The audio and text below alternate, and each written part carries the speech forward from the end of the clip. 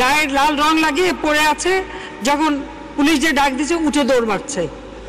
দেখা গেল লাশ দৌড় মারলো মে মাসের 5 তারিখে রাত্রে, অর্থাৎ 6 তারিখে। সেই দিন কোনো গোলাগুলি বা সেরকম কোনো ঘটনাই ঘটেনি।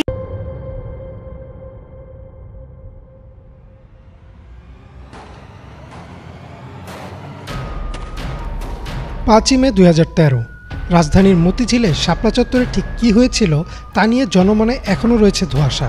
সে সময় হতাহতের খবর সামনে আসেনি। শুধু তাই না, এই নিয়ে সংবাদ করায় বন্ধ করে দেয়া হয় দিগন্ত টিভি ও ইসলামিক টিভির সম্প্রচার। আসলে কি হয়েছিল সে রাতে?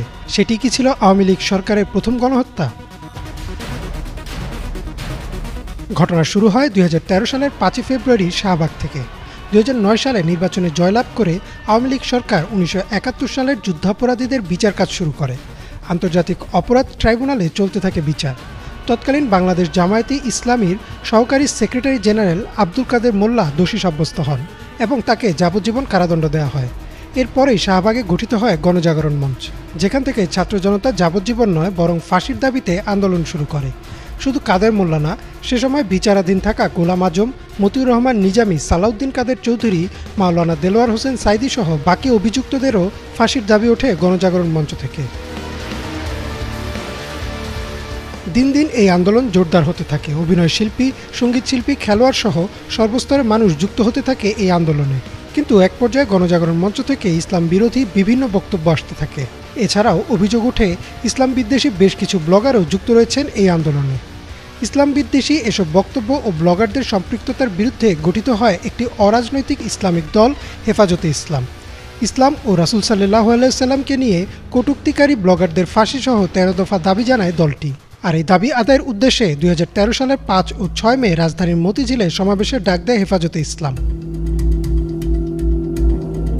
5ই মে ফজরের নামাজের পরপরই ঢাকার মোট 6টি প্রবেশপথ দখলে নেয় হেফাজতে ইসলামের ব্যানারে সারা দেশ থেকে আসা কওমি মাদ্রাসার ছাত্র শিক্ষকরা। বেলা বাড়ার সাথে সাথে হেফাজতের নেতাকর্মীরা শাপলা চত্বরের দিকে আসতে শুরু করেন। বিবিসির একটি প্রতিবেদন অনুযায়ী বলা হয়, হেফাজতের নেতারা শাপলা চত্বরে সমাবেশ করার জন্য দফায় দফায় পুলিশের কাছে অনুমতি চায়, কিন্তু পুলিশ শুধু মোনাজাত করে সমাবেশ শেষ করার অনুমতি দেয়। নেতাকর্মীরা মিছিল নিয়ে আসতে থাকলে বঙ্গবন্ধু এভিনিউ, পল্টন ও বাইতুল মোকাররমের গেটে আওয়ামী লীগ, যুবলীগের কর্মীদের সাথে সংঘর্ষ হয় হেফাজত কর্মীদের। পুলিশ অনুমতি দিলেও ততক্ষণে পরিস্থিতি নিয়ন্ত্রণের বাইরে। দফায় দফায় আওয়ামী লীগ কর্মীরা আক্রমণ চালায় হেফাজতের কর্মীদের উপর, সাথে যুক্ত হয় পুলিশও। ক্রমাগত গুলি ছুটতে থাকে পুলিশ।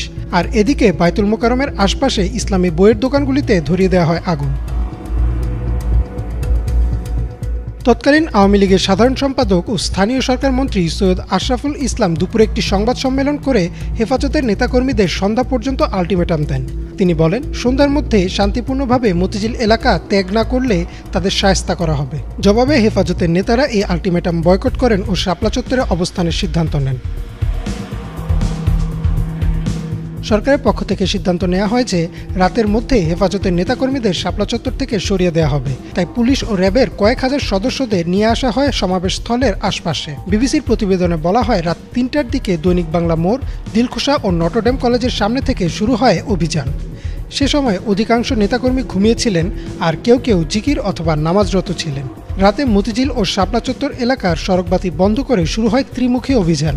বৃষ্টির মতো গুলি ছুটতে থাকে আইনশৃঙ্খলা রক্ষাকারী বাহিনীর সদস্যরা। গুলির সাথে ছিল টিয়ার গ্যাস ও সাউন্ড গ্রেনেড। প্রচণ্ড গোলাগুলিতে দিকবিদিক শূন্য হয়ে ছুটতে থাকেন হেফাজত কর্মীরা।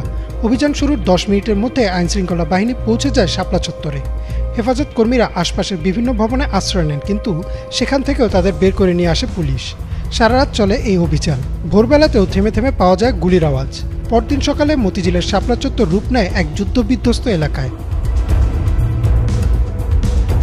সে রাতে এই অভিযান নিয়ে সংবাদ প্রকাশের কারণে বন্ধ করে দেওয়া হয় দিগন্ত টিভি ও ইসলামিক টিভির সম্প্রচার। এছাড়াও এমন অভিযোগও ওঠে যে পরদিন আশপাশের বিভিন্ন বাণিজ্যিক ভবনের সিসিটিভি ক্যামেরার ফুটেজও নিয়ে যায় আইনশৃঙ্খলা বাহিনী। প্রত্যক্ষদর্শী অনেকেই বলেন, সে রাতে হেফাজতের বহু কর্মী নিহত হয়, যাদের মধ্যে বেশিরভাগই ছিলেন মাদ্রাসা ও এতিমখানার শিক্ষার্থী, যার ফলে তাদের নিয়ে তেমন একটা আলোচনাও হয়নি। এছাড়াও ওই রাতে নিহতদের একটি তালিকা তৈরি করে মানবাধিকার সংগঠন অধিকার। তৎকালীন প্রধানমন্ত্রী শেখ হাসিনা সংসদে দাঁড়িয়ে বলেন, হেফাজত কর্মীরা গায়ে লাল রং মেখে মৃত্যুর অভিনয় করেছে। আপনারা দেখেছেন যে গায়ের লাল রং লাগিয়ে পড়ে আছে, যখন পুলিশ যে ডাক দিছে উঠে দৌড় মারছে, দেখা গেল লাশ দৌড় মারলো।